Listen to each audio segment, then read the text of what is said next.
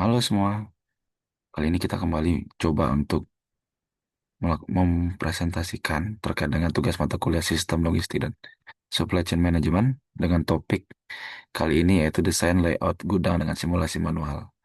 Adapun tetap dosen dari mata kuliah ini adalah Profesor Dr. Insinyur Agus Purnomo, MTC MLT, dengan saya sendiri Kadek Krisna Permana Putra. Langsung saja kita ke studi kasus.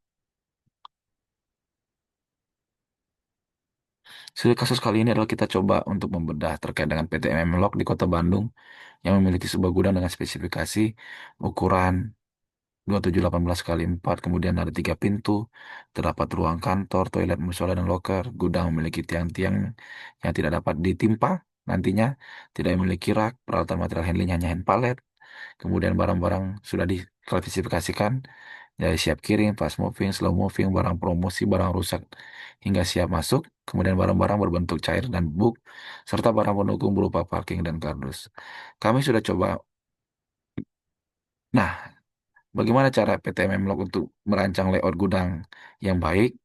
Kami sudah coba untuk membuat dari layout dari gudang PT Memlok dengan indikator-indikator yang sudah kita sebutkan sebelumnya. Kita mulai dari alur prosesnya, yaitu proses masuk dan proses keluar barang. Kita sudah tampilkan dengan cukup jelas dari masuk dari kiri dan kemudian keluar dari kanan. Kemudian kita petakan terkait dengan proses receiving, kemudian proses storage, picking, kemudian shippingnya dengan mempertimbangkan pertimbangan-pertimbangan seperti yang pertama terkait dengan barang-barang kategori fast moving dan slow moving, yang sudah disampaikan di awal. Kemudian pertimbangan kedua adalah terkait dengan jenis dan bentuk barang. Untuk kategori fast moving dan fast moving kita bisa lihat dari beberapa jenis barangnya, yaitu yang pertama barang-barang yang sudah siap kirim, kemudian barang-barang cair fast, kemudian barang-barang promosi yang kita memang simpan di area depan dekat dengan area shipping sehingga memudahkan dalam proses pemuatan nantinya sehingga tidak membutuhkan banyak waktu. Sementara untuk barang-barang kategori slow moving kita simpan di area agak jauh dari area shipping seperti bubuk slow, cair slow.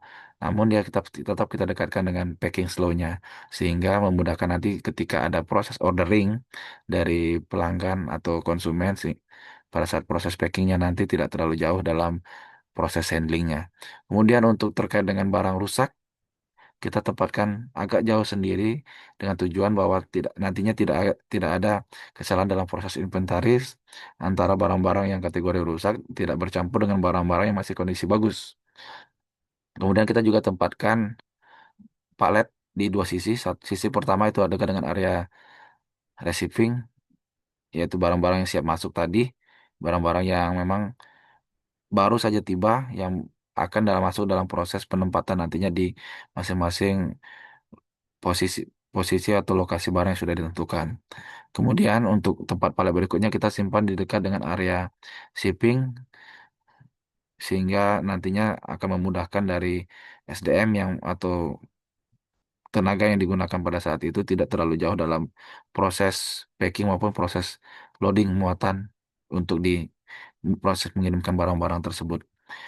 Kantor kita dekatkan dengan pintu emergency. Ketika ada emergency darurat, SDM tentu jadi faktor utama yang harus diselamatkan. Toilet dan musola atau musola dan loker kita dekatkan sehingga ketika nanti ada karyawan atau pelanggan atau konsumen yang menggunakan toilet atau musola, khususnya karyawan bisa menyimpan barang-barangnya di loker yang sudah disiapkan.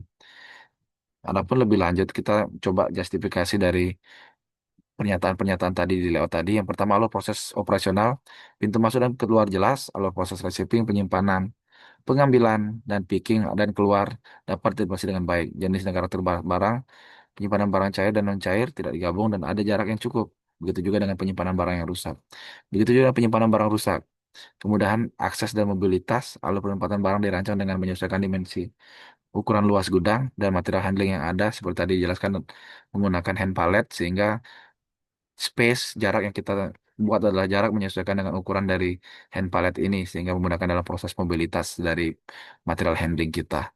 Perencanaan ruang penyimpanan yang optimal tentu memperhatikan tadi fast moving dan slow moving, sehingga dalam proses mobilitasnya dapat terjadi proses efisiensi yang cukup baik, tidak membutuhkan waktu yang lama, tidak terjadi kemacetan.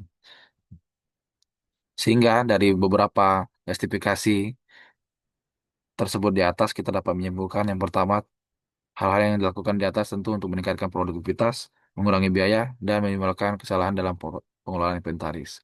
Mungkin demikian, terima kasih, semoga bermanfaat.